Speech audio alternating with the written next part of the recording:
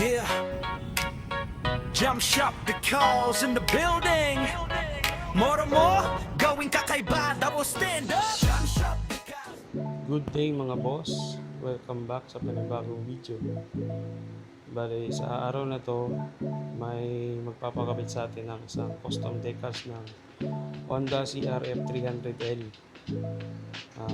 Kasi marami ng gasgas yung motor niya, kita naman dyan, sobrang daming gasgas.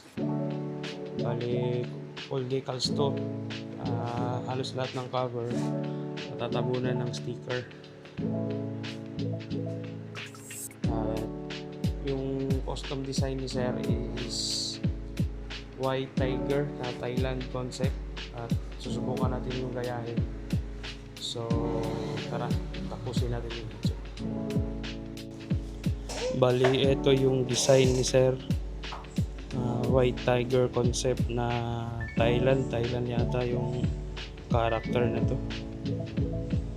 Pinagaya lang sa atin yung design na to, pang CRF 300.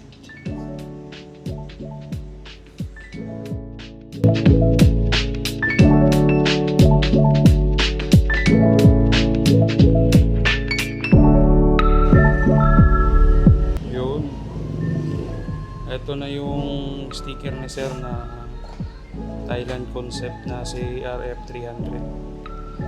Bali, parang White Tiger design siya.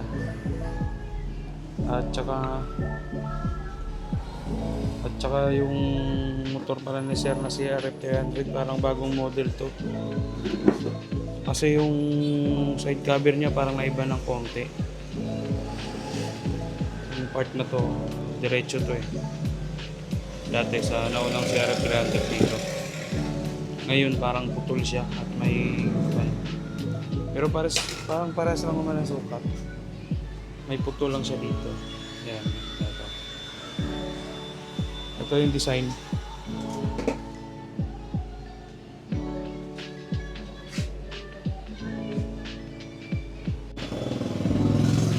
Bale, ganito kami magkabit. May pasobra kaming konti dito. Hindi namin kinakat lahat kasi para may hawakan yung installer,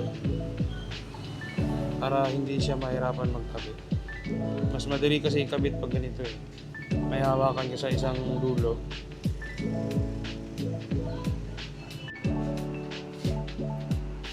Yun, ito na mga boss. Bali, same sukat lang pala siya. Ibang design lang, may putol na. Ito na part.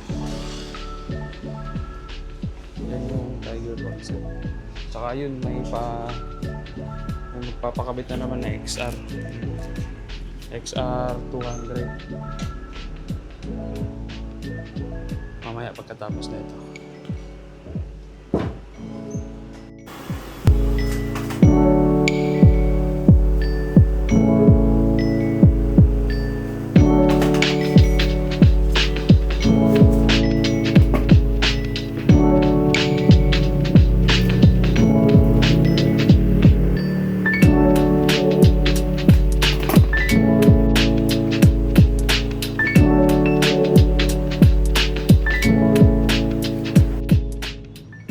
Yun, natapos din yung CRF 300L. Bali, ito na yung kinalabasan. Yun, pogi na CRF 300L. Bali, kukunin na lang to ng may-ari. Naantay na lang. Yan yung kabuong design. So, goods ba mga sir? Mga bossing? Goods ba yung pagkakakabit?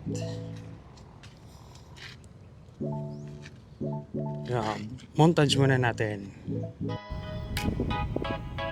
Yeah, jump shop because in the building. More gawing kakaiba, double stand up.